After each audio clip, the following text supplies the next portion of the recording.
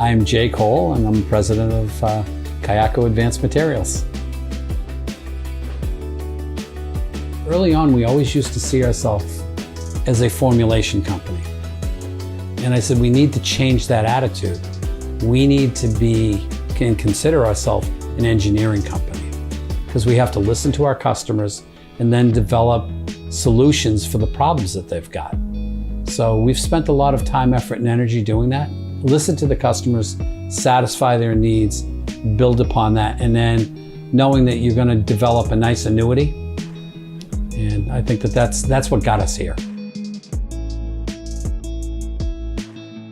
I think that we're uniquely enabled to listen to what your needs are and are willing to invest the time to solve your problems. Because the more successful I'm able to help you be, the more successful you're going to help me be. So it's really a partnership type of relationship, and we're willing to make the investment in you as our partner.